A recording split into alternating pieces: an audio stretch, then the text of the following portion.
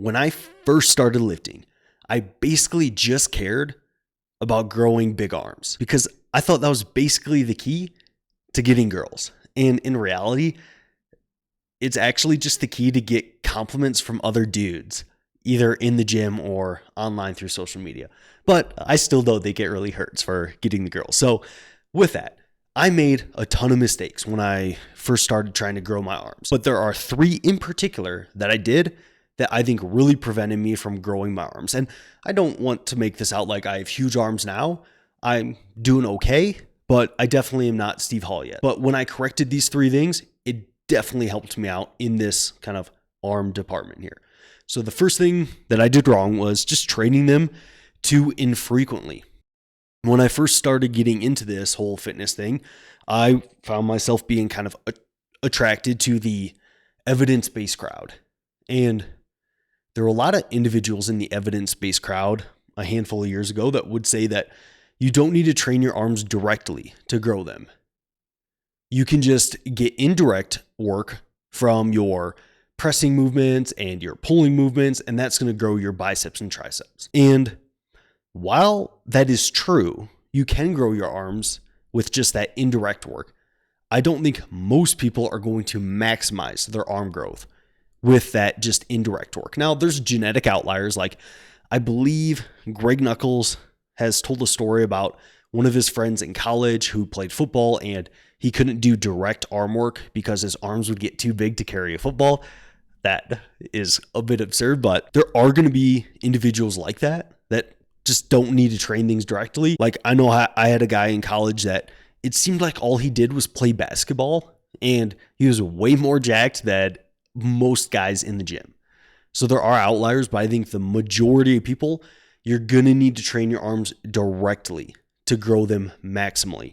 Now, how much should you train them per week? Well, it kind of depends. I think a nice rule of thumb is training your arms, your biceps and triceps, with about 10 to 20 direct sets, about 2 to 4 times per week, with no more than probably about 6 to 8 sets in any given session. Now, the second mistake I made was just an inappropriate overall training volume. For one, when I first started out, I didn't train them directly, so way too little training volume. But then I swung all the way over to the other side to just doing way too much.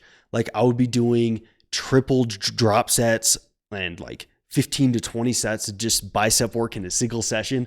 And, looking back on it, it's a bit nostalgic. Like that was awesome. That was fun to do. But I don't think beyond the first 5 or 6 sets, I was probably getting really anything out of that except for just more fatigue. Now, I did grow my biceps for a while, but it kind of soon stopped. And I would go into like my bicep and tricep sessions. And yes, I would have individual sessions for biceps and triceps. But with that, I would go into those sessions and my biceps would just feel fatigued. I would contract my biceps and it just didn't feel like there was much force behind it. And I was definitely just doing too much volume. So you need to kind of find that sweet spot.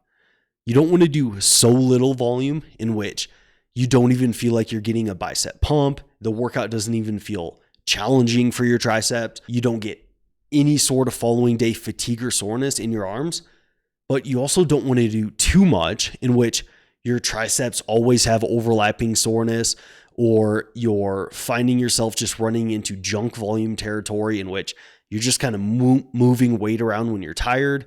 You kind of want to find that sweet spot, which kind of goes back to my first point.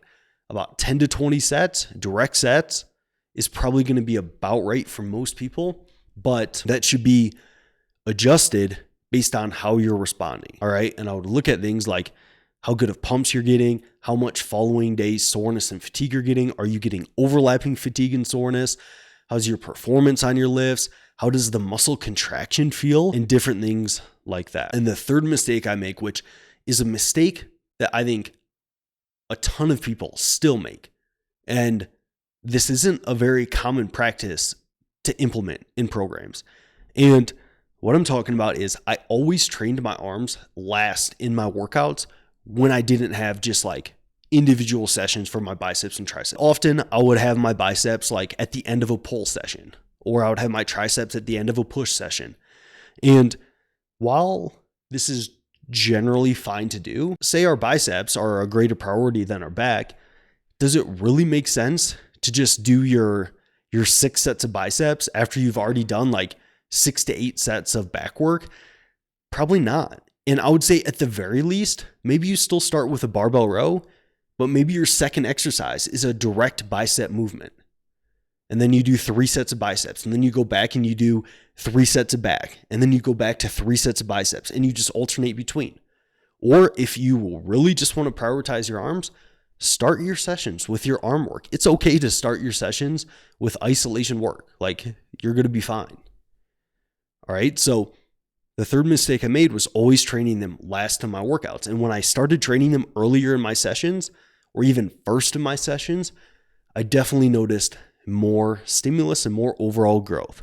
Now, some people also wonder, is powerlifting good for muscle growth? I really don't think it's great. And this video will explain why I don't think that's the case.